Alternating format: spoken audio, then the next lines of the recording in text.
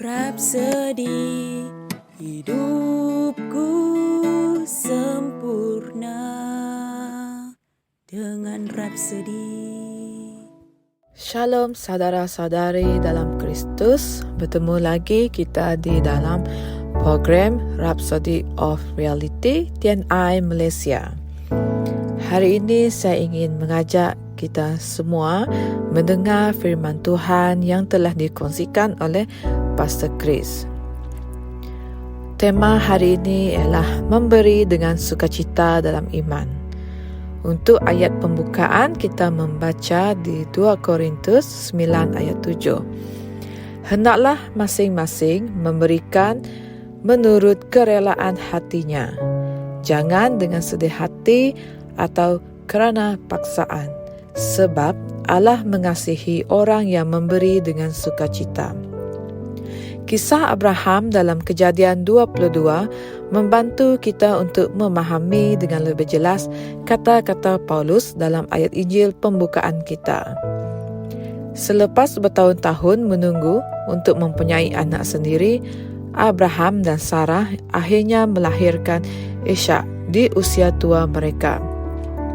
Tetapi suatu hari, Tuhan meminta Abraham untuk mempersembahkan anak tunggalnya, Ishak, sebagai korban. Kejadian 22 ayat 2. Saya sedar bahawa terdapat buku-buku agama dan filem-filem tertentu yang menonjolkan kekecewaan Abraham apabila dia menerima arahan itu. Bagi mereka, dia memberikan Ishak dengan rasa berat hati, kesal, sedih dan menyesal. Tidak, dia melakukannya dengan iman. Ingatlah, Alkitab memanggil Abraham sebagai bapa iman. Dia seorang yang beriman dan menunjukkan imannya bahawa Tuhan boleh membangkitkan Ishak daripada kematian, dan secara simboliknya itulah yang berlaku. Kerana iman, maka Abraham tatkala dia diuji mempersembahkan Ishak. Dia telah menerima janji itu, rela mempersembahkan anaknya yang tunggal, kerana dia berfikir bahawa Allah berkuasa membangkitkannya dari kematian. Dan dari gambaran yang sama inilah dia menerima Ishak kembali. Ibrani 11 ayat 17 hingga 19. Abraham mempercayai Tuhan sepenuhnya dan mempersembahkan Ishak dengan gembira. Sebab itulah dalam penghakiman Tuhan terhadap Sodom, dia bertanya dengan maksud tersirat, apakah aku akan merahsiakan dari Abraham apa yang aku lakukan? Kejadian 18 ayat 17. Tuhan tidak akan melupakan Abraham daripada rencananya. Dia tidak akan melakukannya tanpa Abraham. Itulah yang firman katakan dalam 2 Korintus 9 ayat 7. Kerana Allah mengasihi orang yang memberi dengan gembira. Bersukacita didorong untuk melakukannya. Kita adalah keturunan Abraham. Seperti dia, kita memberi dengan iman. Kita adalah pemberi yang ceria, gembira, didorong untuk melakukannya. Kita memberi dari hati, dan tidak ada yang terlalu banyak untuk kita memberi dalam penyebaran Injil. Hasil daripada memberi, kehidupan kita menjadi semakin hebat, semakin relevan dan bertambah impaknya dalam kerajaan Tuhan. Haleluya. Sekarang marilah kita membuat pengakuan.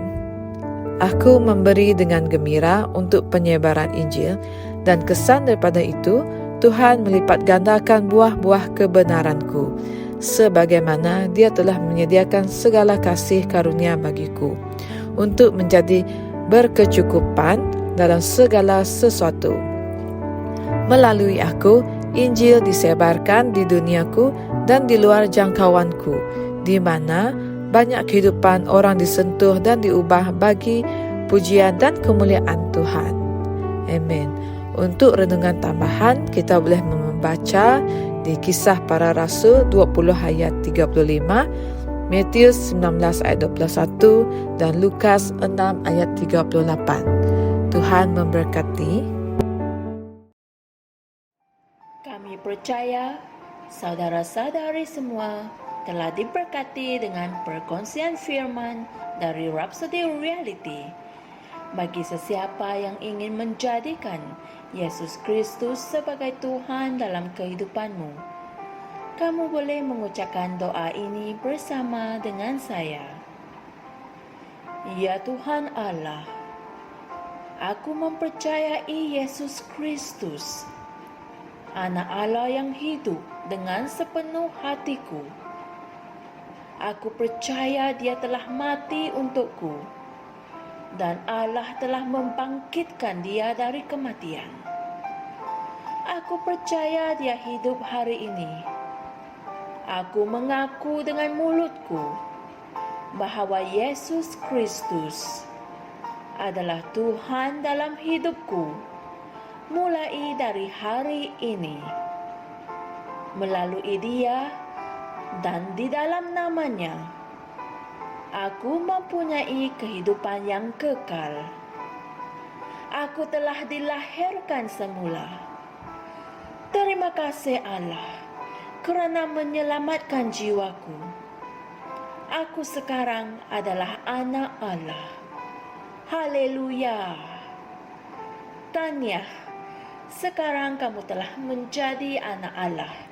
Untuk apa-apa sebarang pertanyaan atau untuk mendapatkan lebih banyak maklumat mengenai bagaimana untuk bertumbuh sebagai seorang Kristian, anda semua boleh hantar mesej di akaun Facebook kami atau email kami di tni.msia@gmail.com. Sekali lagi, tni.msia@gmail.com.